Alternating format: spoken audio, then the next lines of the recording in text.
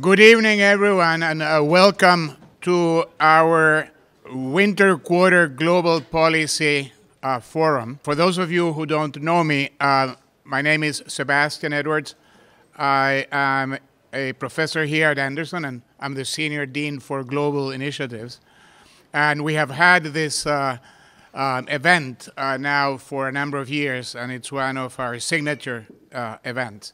It's a joint effort between the Milken Institute, Milken Center at the Law School, and the Anderson School. One of the reasons why it's very successful is that law school students and Anderson School students get to mingle and interact here. So we're very fortunate today to have Christine Law as our speaker. She is one of the leaders, and has been for some time, political leaders in Hong Kong. And we persuaded her to move to LA and to teach a class for us. And that's something that has made us very happy. She was Undersecretary for the Environment, and you're going to be really, really impressed by her presentation.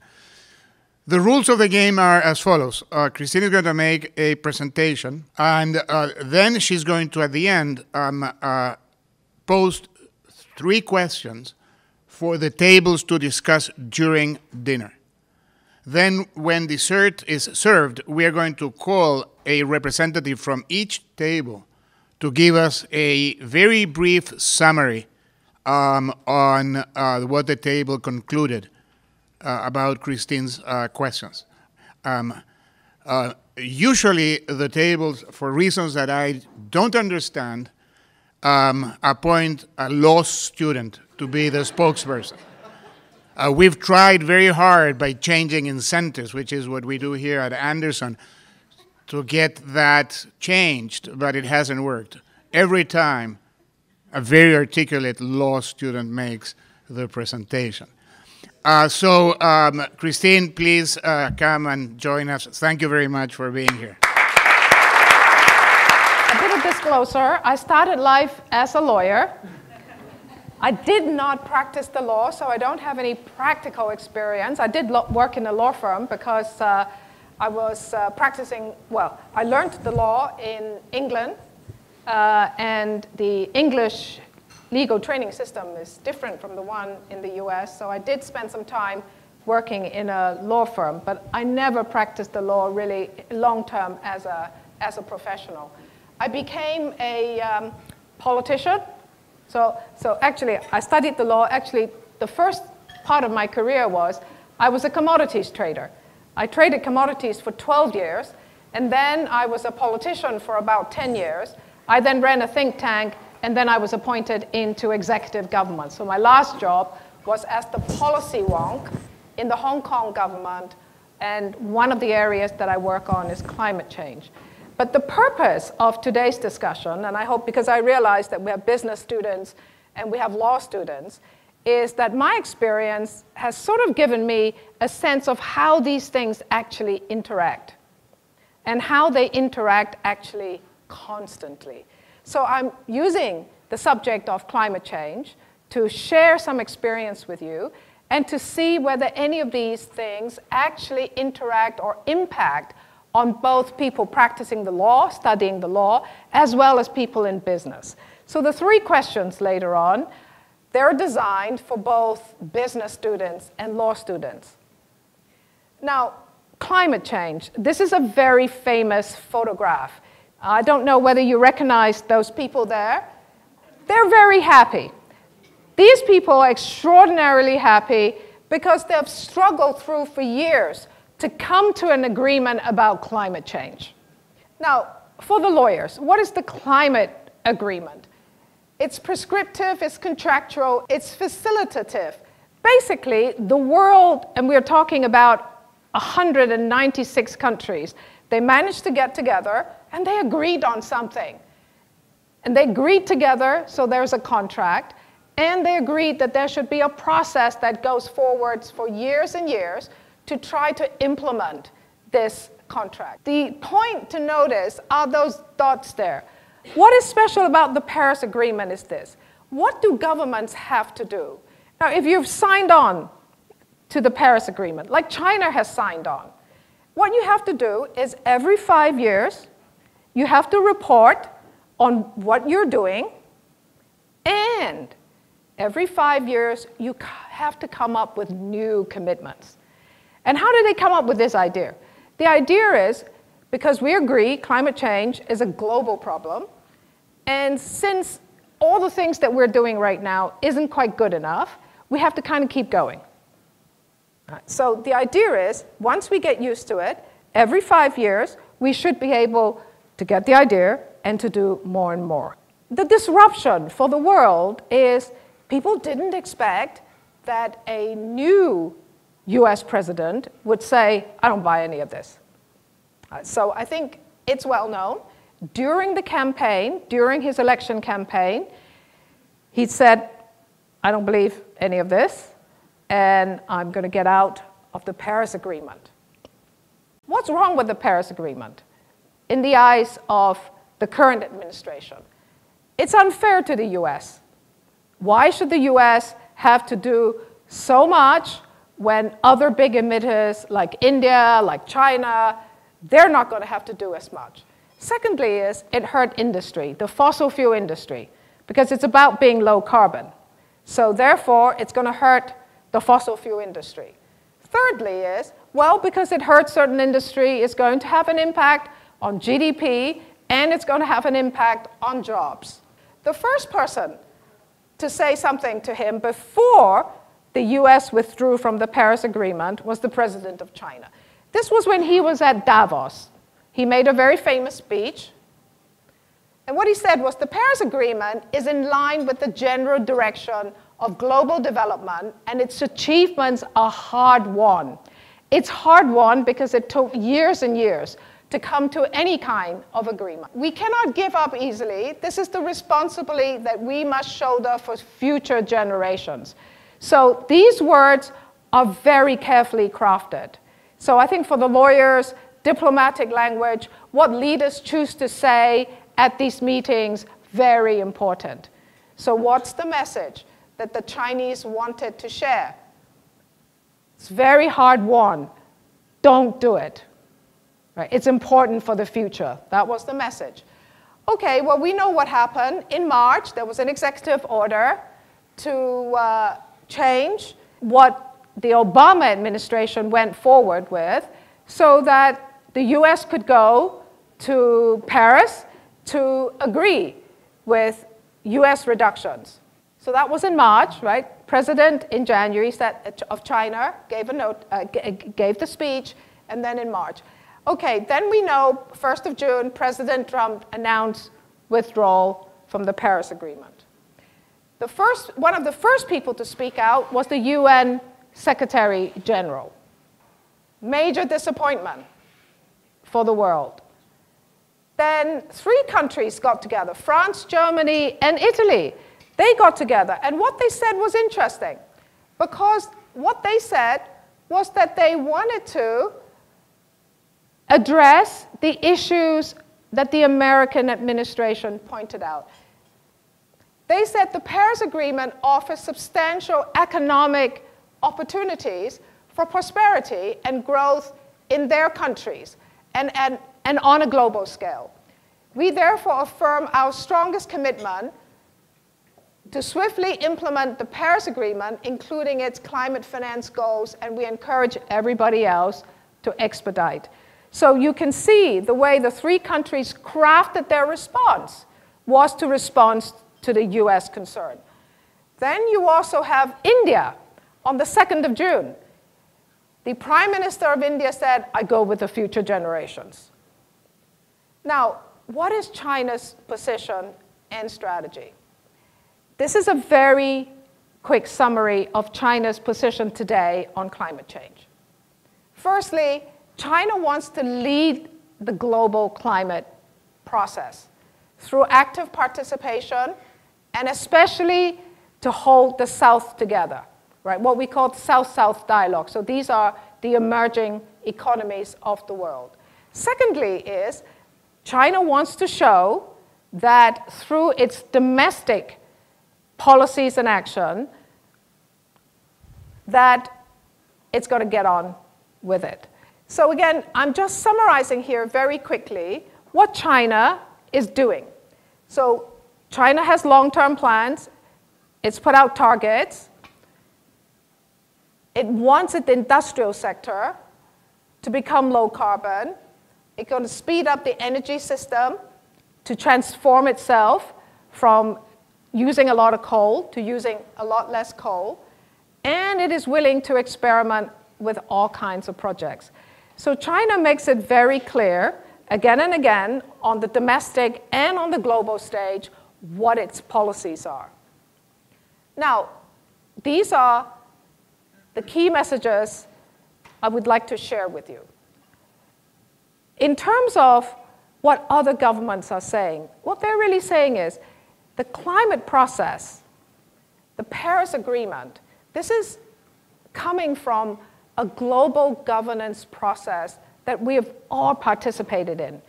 And it has never happened before in the world where you have 195 countries coming together and within a year to be able to implement an agreement, a global agreement. So in a way, the US is an outlier by withdrawing. So the message from the leaders of other countries is there is a global governance process that we have all bought into. Secondly is, actually the process was a bottom-up process. What does this mean? Some of you who are familiar with the Kyoto Protocol and why that failed, it was because it was imposed from the top.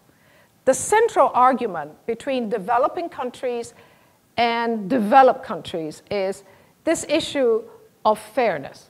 The developing countries, India, China, Brazil, Indonesia, they're saying, you know, you're in Europe, you're in North America. You had the chance to develop your industrial process. We're just getting there.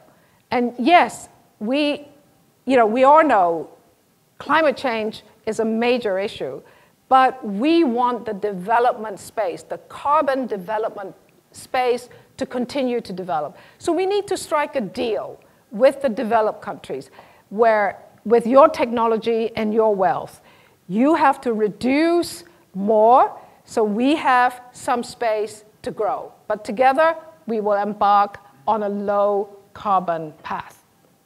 This argument about whether it's right, whether it's fair, that was what prevented the world from really meeting the Kyoto Protocol. And in the end, the Paris Agreement is a replacement for the Kyoto Protocol. In a way, the Kyoto Protocol failed. So the bottom-up process is, okay, let's not argue about what you can do and you cannot do. Let's not argue about whether it's fair or unfair. Why don't we have everybody in the world, you tell us what you are able to do. What are you willing to do, China? What are you willing to do, India, Indonesia, Brazil, Japan, Germany? You all tell us what you are willing to do. We then mark it all out and say, okay, this is your initial commitment. Every 5 years, you tell us how you're doing, and every 5 years, you tell us, put more things on the table, right? Do a bit more.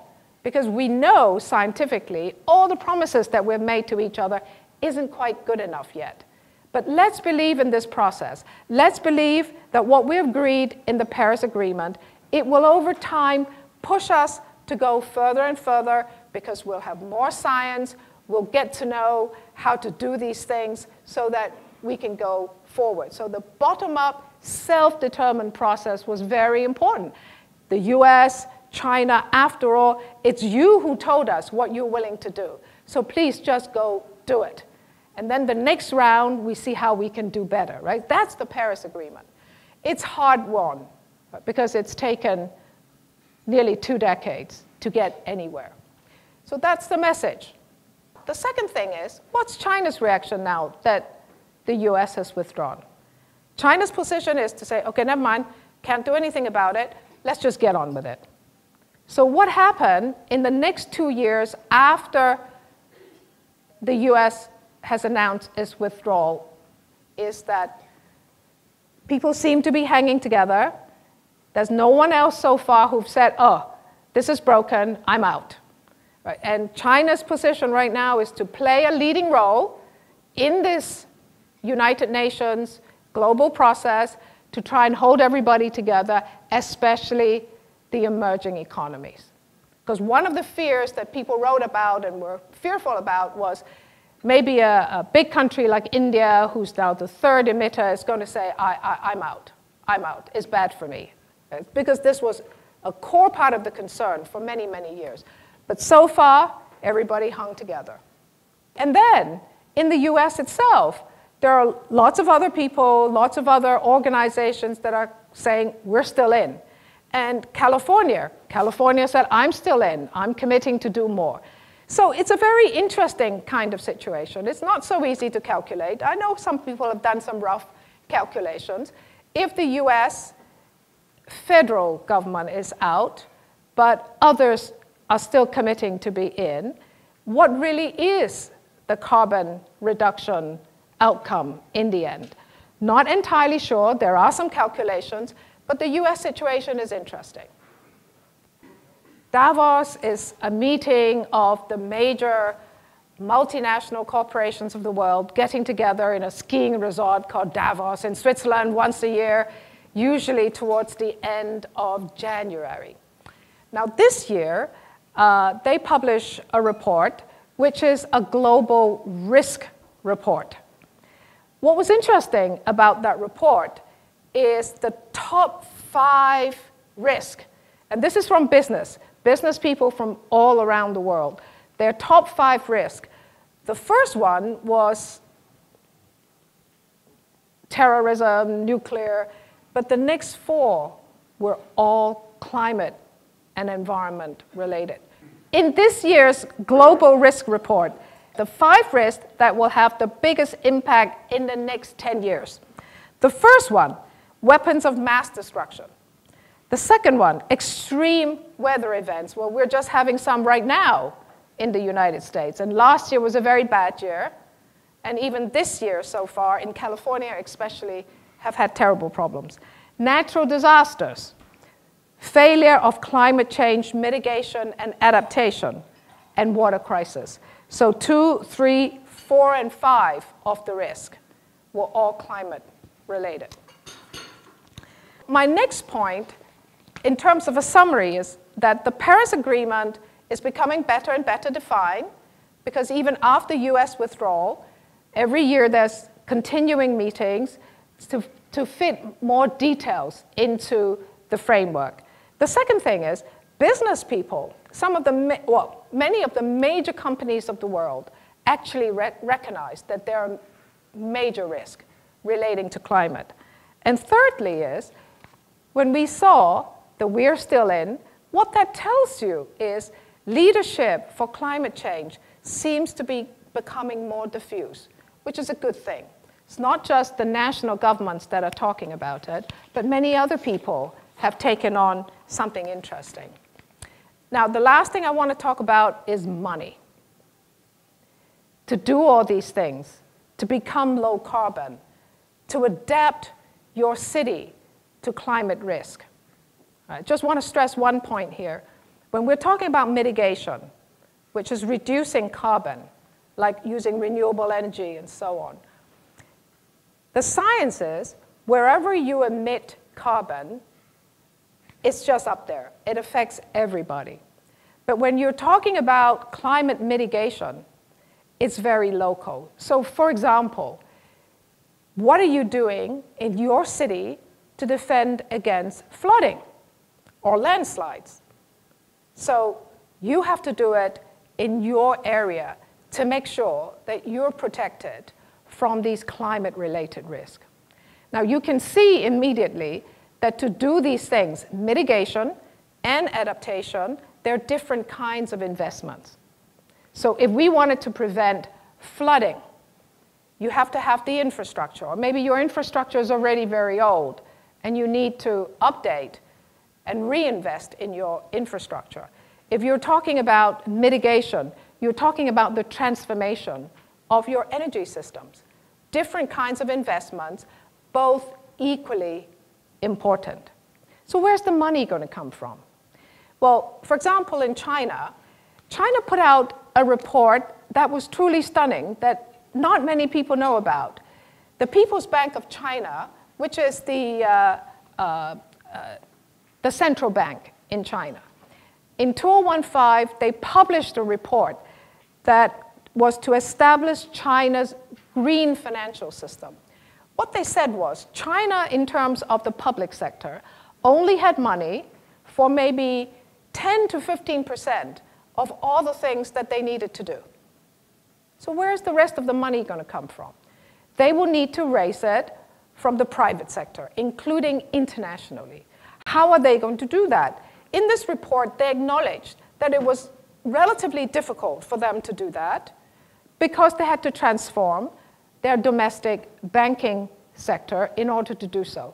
So they lay out in this report what they needed to do, and there were 14 recommendations. I won't go into them, but it's important for you to know that at the highest level in China, they acknowledge that you've got to do this. Otherwise, you won't have the money to do all of these things. So when you're thinking about this, it means that everybody else also have to think about where the money is going to come from. The world of finance leaders meet all the time, and there are two groups of those. There are those in the public sector, other people who run central banks, and there are those in the private sector. Generally, the ones in the public sector, so these are the people who run central banks, they agree that their governments needs to think about policies that will enable them to do these things. One of the law firms, a well-known law firms, Latham and Watkins, put out a message on February 6th. So this was just not long ago. And this is what it says.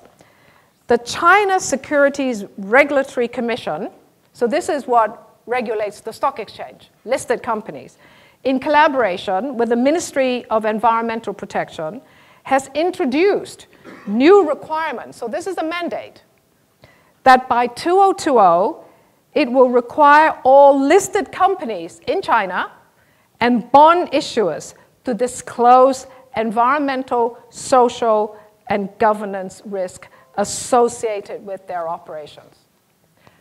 No country has provided this mandate yet.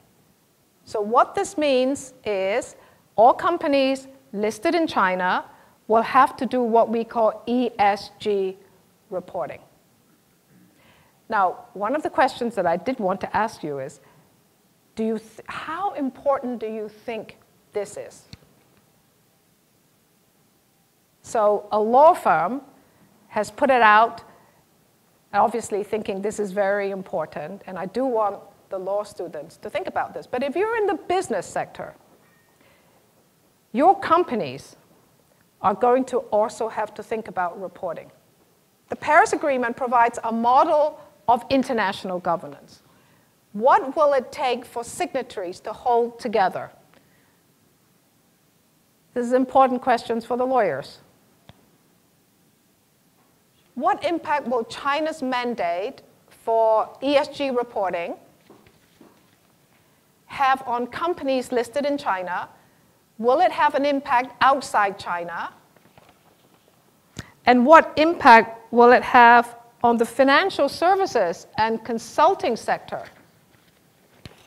And the last question is, do you agree with how major businesses see weather-related and climate change risk? You know, the Davos risk report for this year. And is climate change having an impact on your industry sector already? And we'll include the legal sector in that. Thank you. A fascinating presentation on a very important topic. Yes. Well, please identify yourself. My name is Laura Mackey. I'm an EMBA student. I'm also a lawyer. And so I just was, maybe a basic question, but was hoping you could explain a little bit more what ESG reporting is and how that works. The ESG reporting is relatively new term, but it's been around for maybe 20 years. Not everybody is practicing it, but the idea is if a company was reporting on its environmental impact or performance. It's social performance. So the social performance has much to do with labor workers, safety, occupational, advancements for workers and so on. And then governance is more like, generally how you manage the company. There's quite a lot of literature on all of this now. And there is, again, disclosure, there is an organization out of London called CDP Worldwide, which is an NGO, and it focuses on this kind of reporting. I see some people nodding, so some of you obviously are familiar with the idea. So tell me whether you're doing it. The way I think about it is that it's an expansion of the requirement, which started in some countries as a voluntary act, of food companies disclosing the calorie content of what they are selling and the nutritional content. So that was for food. Now, whatever you do, you have to disclose how it affects the environment, the footprint, carbon footprint, whether you have unions and you allow them to operate, and how many women are there in your board. Yeah. And your supply chain, right? It's basically that. And so your carbon footprint, your water consumption, all kinds of details. Okay. Any follow? No. Okay. Any other questions? Questions over here? Yes, over there. Thank you for coming to speak with us tonight. I was just wondering, in your opinion, what would you say is kind of the biggest insurmountable obstacle to achieving meaningful change in climate change? I think probably people, it's one of those difficult issues where you don't think it's happening to you today. And you think it may not even be happening, or it may be happening in the world, but a lot of people don't believe it's happening to them. It's going to affect many other places, but it probably won't affect me. So how to communicate on climate change, how to get people to have new behaviors. But of course, we're talking about also government's role. So it's interesting to see there's a list on the UN website that tells you what all the countries have committed to doing. And I think if you then go into, for example, if you go into the city of Los Angeles, the mayor here has also agreed to do lots of things. So if you combine all of these things, we know scientifically it's still not enough to hold back. Climate change is happening, but the idea is that you want to hold it back to a level where we're not going to go into a catastrophic situation in the next decades to come. So I think there's no one single way to deal with this problem, but finding ways to communicate it and for people to take multiple actions is very, very important. Now, in Hong Kong, when I was undersecretary, how do you go and pitch this to ordinary people? And we came down to 4 words. And we call it the 4 T's. T's meaning A, B, C, D, the alphabet T. We want people to set targets, to have timelines, and to be transparent, meaning tell us how you're doing, and lastly, to do it together. So let me remind you, we want you to discuss the 3 questions during dinner, but I'm going to take advantage of the fact that I'm sitting here. And I'm going to make 2 comments, and I'd like, Christine, if you may, react to them. The first one is that it seems that this is something that has to do with the large countries. You, of course, talked about the US, and China, which makes a lot of sense. But then when you mention other countries, you mentioned Germany, India, Indonesia, Brazil. You didn't mention Uruguay or Singapore. So is there a role besides declaring that they will be good for the small countries? That's question number 1. And question number 2 is that I'm very interested in what you said about what you're doing in Hong Kong, the 4 T's, where you were thinking of how to teach ordinary people how to deal with this problem. But as I go around the world to Latin America, Africa, and so on, it is the people who are teaching the government. And the environmental actions of stopping big power plants, of stopping any project, a big, not even carbon, steel project that will threaten marine life.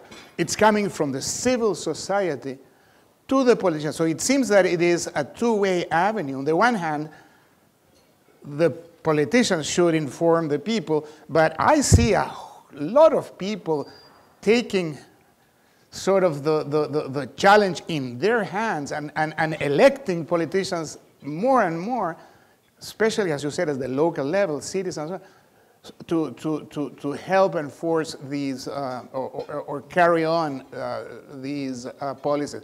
So how do you react to these 2 points? Well, I think the thing, that's what's so interesting about we're still in. In the US, you have a unique system, you have a federal system where the states have a lot of power. And, for example, in China, it's not a federal system. So in certain political systems, if you haven't got the government on board, like in China, it ain't going to work. But in the US, what is so interesting is even when your central government, your federal government has signed out, your states can still do a lot. And in the United States, I think one of the main characteristics that is so interesting for many parts of the world is the very active civil society that can actually do quite a lot. Now, the thing about big and small countries is, let's take Hong Kong. Hong Kong is a part of China, but it's a city. And cities itself can also contribute a lot. So I think the big and small isn't really the issue. If you're small, you're a very wealthy city, like Los Angeles, your emissions are very high. So from a national perspective, the government also should want the cities, the big urban areas, to actually do a lot. So generally, the state government wouldn't mandate a city to take any specific action at the global level. So the city, by taking on what they want to do, can actually be very impactful. So Singapore, Hong Kong, or smaller countries, I don't write them out completely. Okay, beautiful. Let's give her a round of applause again. Thank you.